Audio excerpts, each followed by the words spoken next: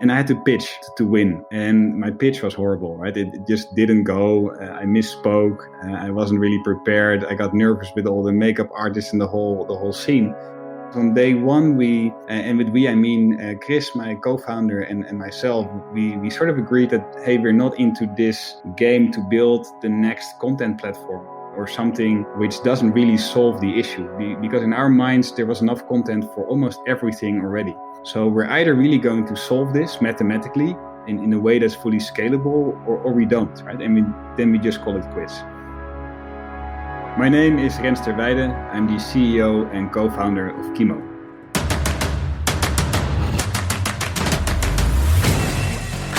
This is Code Story, a podcast bringing you interviews with tech visionaries who share in the critical moments of what it takes to change an industry and build and lead a team that has your back. I'm your host, Noah Laphart, and today how Rens ter Weijde created a way to corral internet learning into a personalized reskilling journey. All this and more on Code Story. Rens ter Weijde lives in Amsterdam with his 3-month-old daughter, who he enjoys very much. And he considers himself quite lucky because his girlfriend does most of the work. He's an avid kitesurfer, and he likes to be outdoors on the water. He started wave surfing and did it for 8 years, but found it incredibly difficult. He switched to kite surfing 6 years ago and finds it much more enjoyable. He was a strategy consultant for 10 years, but then he hit a wall at one point and decided to move on to something new. And that new thing was AI. When he attempted to break into the space and become educated, he had to manually string together courses and content by himself. As he went through this process, he thought that this could be optimized or done in a better way. This is the creation story of KIMO. I lived my life before KIMO as a strategy consultant, and I did that for roughly 10 years. And at some point, as I think most consultants have, it's time to go. It's time to do something new. And for me, that new thing was AI. Right? AI is technically the big new thing. It's super interesting. It's intellectually challenging. It has everything. But the difficult part for me was, how do you really get into that? And how do you transform yourself from a strategy consultant to someone who knows something about AI? So my path was to go online, search, ask a lot of questions to Google, then do a lot of courses. I think in the end, I probably did 40 MOOCs, those massive open online courses. And it still felt, I didn't really get it, right? It was pretty difficult. I didn't know if the courses were in the right order. I still had more and more questions. So doing that and traveling that journey myself, I felt, hey, this can be done in a better way. And that's how KIMO originated. KIMO is a company where we guide people from A to B, let's say job A to job B, maybe from an accountant to, let's say, a data scientist. We do that through all the learning content on the web. So it doesn't matter if it's on Coursera, if it's on Udemy, or if it's free content on YouTube and Medium. So we recognize that content, we can structure it, and we can calculate paths through it. And that's the essence of KIMO. So we can personalize economically sensible learning journeys through all the content on the web. This episode is sponsored by Vanta. You're a startup founder. Finding product market fit is probably your number one priority. But to land bigger customers, you also need security compliance. And obtaining your SOC 2 or ISO 27001 certification can open those big doors. But they take time and energy pulling you away from building and shipping. And that's where Vanta comes in. Vanta is the all-in-one compliance solution helping startups like yours get audit ready and build a strong security foundation quickly and painlessly. How, you ask? Vanta automates the manual security tasks that slow you down, helping you streamline your audit. And the platform connects you with trusted vCISOs to build your program, auditors to get you through audits quickly, and a marketplace for essentials like pen testing. Join over 8,000 companies, including many Y Combinator and Techstars startups who trust Vanta. Simplify compliance and get $1,000 off at vanta.com/codestory. That's VANTA.com/codestory.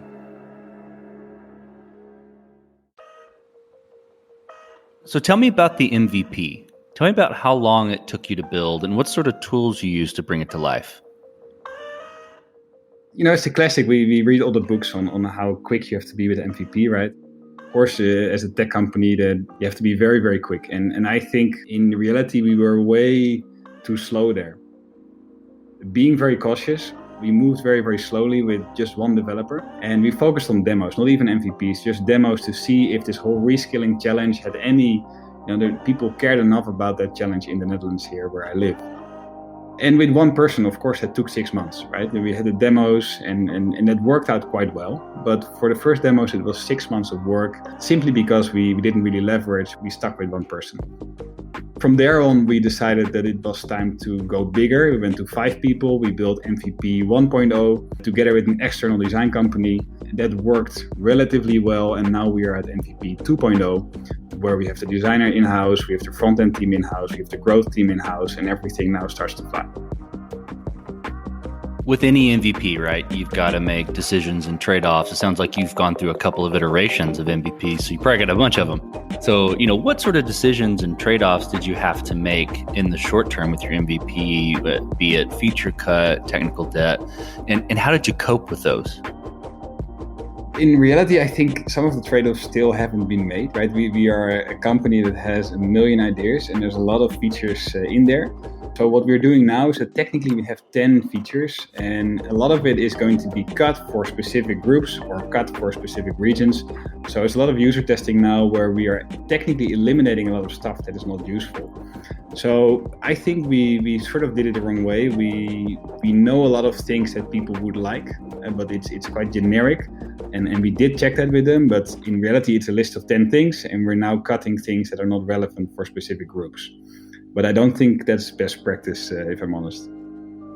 The cool thing with KIMO is that the company has technically sort of infinite scalability promise, right? If it works in NL, then it can work in Germany, then it can work in France.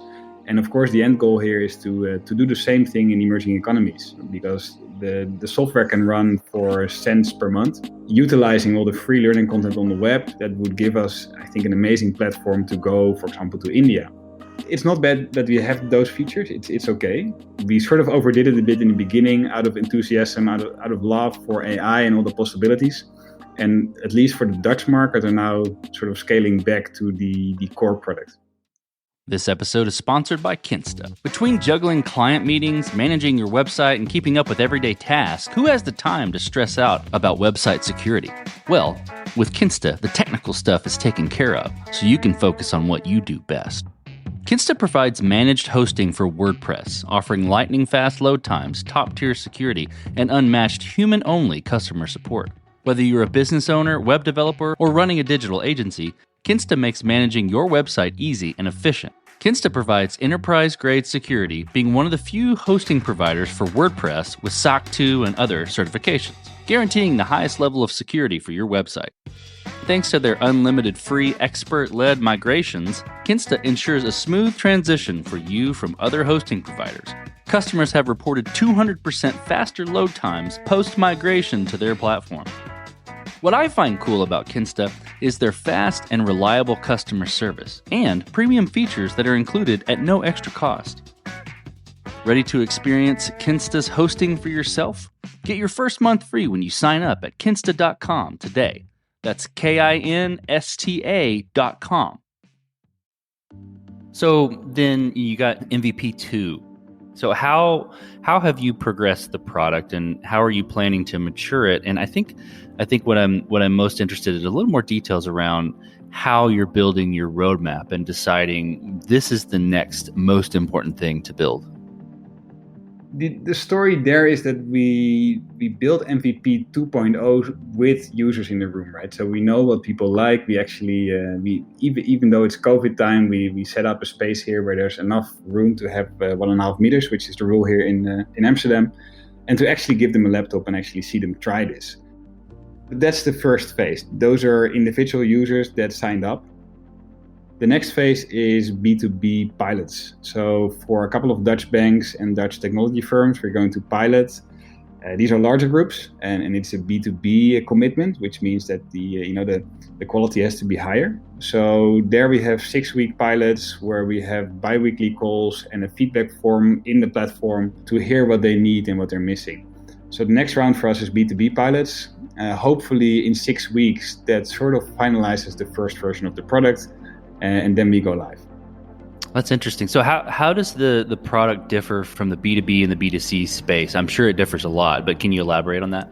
Yeah, the B2B space technically has like a sort of a double layer product. The one product is almost the same as the B2C, right? That's the learning platform where you can find your individual personalized content. But the other side for B2B has what we call an engine that has something like God mode, where you can see things like all the skills in your organization mapped to salaries, mapped to automation risks, right? And figure out which reskilling journeys actually make sense in your organization.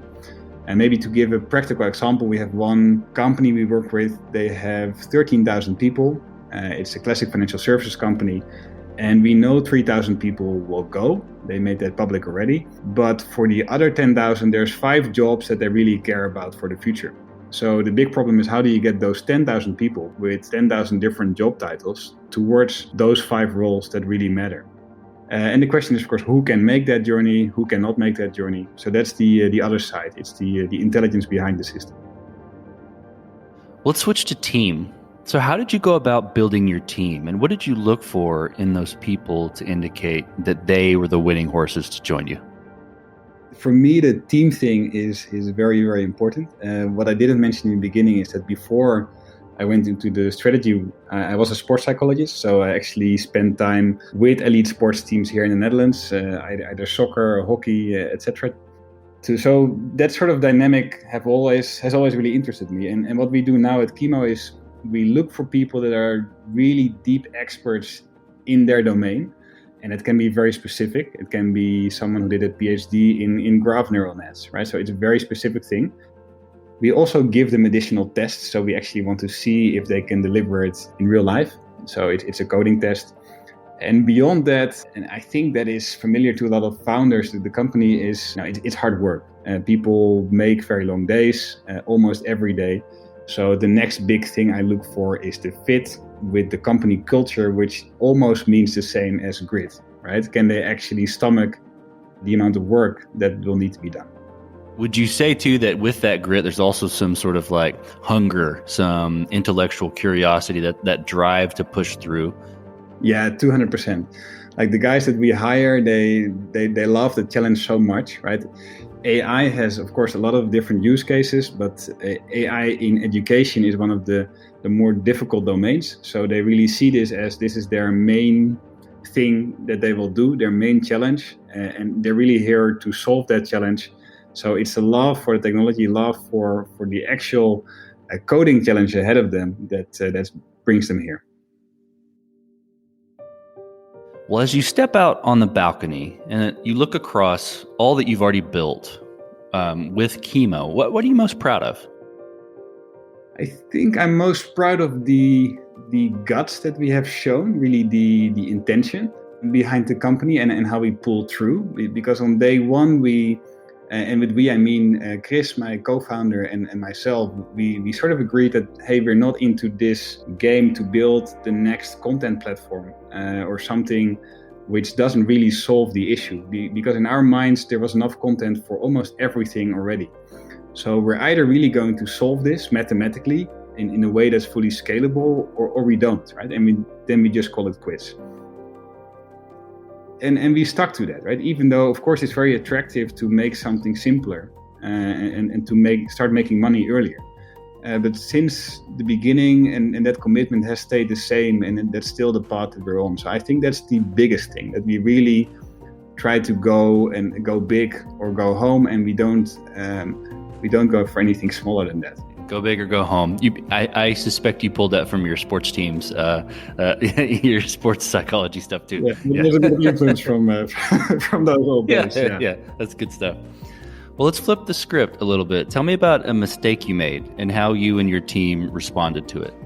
Yeah, there's a fun one actually that happened this week. We were in the last 5 of a big Dutch competition. It's called Blue Tulip. It's a Dutch edtech competition. And the last day, and there was like a sort of a video setup with a film crew and makeup artists and all these things. And I had to pitch to win. And my pitch was horrible, right? It just didn't go. I misspoke. I wasn't really prepared. I got nervous with all the makeup artists and the whole scene. So I had to go back to the team and said, hey, I think if I did the pitch well, we probably would have won, but I screwed up the pitch. So sorry for that. And the response there was actually quite funny. They really liked the fact that I screwed it up. So they just told me, great, we're going to tape it and you'll see it again and again and again. And every time you give us a lot of work, we'll just play the tape for you. So the response was with a lot of humor, but it's not something to be proud of. Pitching is hard. It's nerve-wracking. So I definitely hats off for just going for it. Thanks. So what does the future look like for KIMO, the product, and your team? Well, the initial thing is that we built the product towards the clients that we know well, right? It's a bit of a safe strategy, but given the consulting work, there's a lot of clients that we can work with here in the Netherlands. So that's the next couple of months. So we finalize together with them, and then we hope it's good enough to go. The long term, of course, is a emerging economy plan, right? So we hopefully move to India. India is the real edtech market, right? It's 50+% growth year on year. That's the place where we want to be. That also means that we will change the pricing point. We will try to make that almost free. So maybe it's 50 euro cents per month or something in that direction. So that is the long-term plan. But short-term, it's Western Europe, getting everything right here, finalizing everything, and making sure it's sticky enough that it really works well enough. And then we move at some point, probably to Asia. So let's switch to you, Rens. Who influences the way that you work? CEO, CTO, architect, person, really any person. Name someone you look up to and why. The honest answer is that I don't really have a person that I could mention. What I do instead is I wake up every day at 6 for the last, I think at least 10 years. And I read for 2 hours or so before I go to work. So I read a lot, and mostly that's about AI, it's about strategy, it's about geopolitics. And every week I respect other writers a lot, right? And every week I'm really thrilled by new insights that people have given me. But I don't follow a specific person. I just try to really be on top of stuff by reading more than everybody else. So it's a bit more dynamic than having a single person. If I could find that person, I'd be eternally grateful. But for now, it's different books every week. No, that's great. So it sounds like you're influenced by a lot of different people. Yeah, true. Well, we talked about mistakes a little bit, but a little bit different spin. If you could go back to the beginning, what would you do differently, or where would you consider taking a different approach? I think the beginning that we did was very rational. Like we started with one guy and we stuck to that for almost 10 months. And the reason behind it was very simple, right? We didn't know if the technology could be built. Graph neural nets were very early days, so everything was uncertain. We didn't know if it could even be made. So for that reason, we decided to be super lean and have just one guy. But now looking back, I think that was actually too cautious. And I know it's dangerous advice. I'm not telling everybody to scale up on day one, which would be the wrong advice.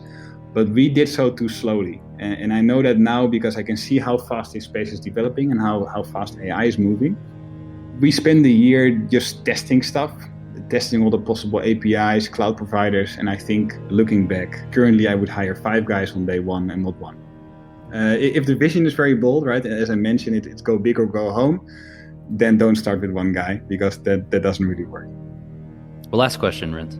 So you're getting on a plane and you're sitting next to a young entrepreneur who has built the next big thing. They're jazzed about it. They can't wait to show it off to the world. They can't wait to show it off to you right there on the plane. What advice do you give that person having gone down this road a bit?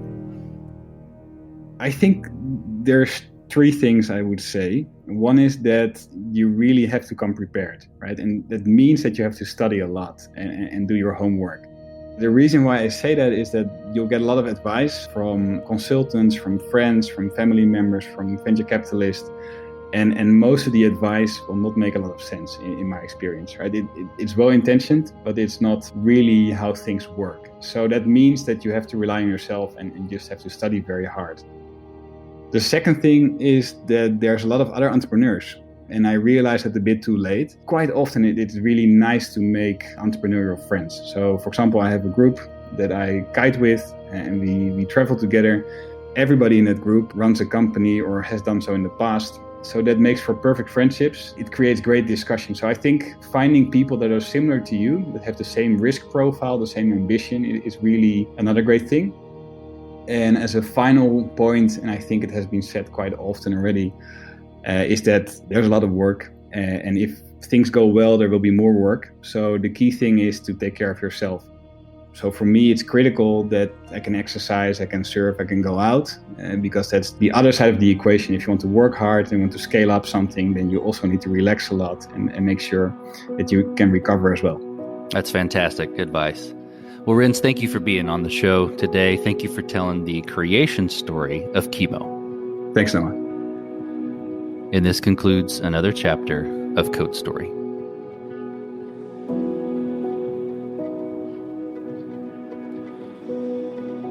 Code Story is hosted and produced by Noah Labhart. Be sure to subscribe on Apple Podcasts, Spotify, or the podcasting app of your choice. Support the show on patreon.com/codestory for just $5 to $10 a month. And when you get a chance, leave us a review. Both things help us out tremendously. And thanks again for listening.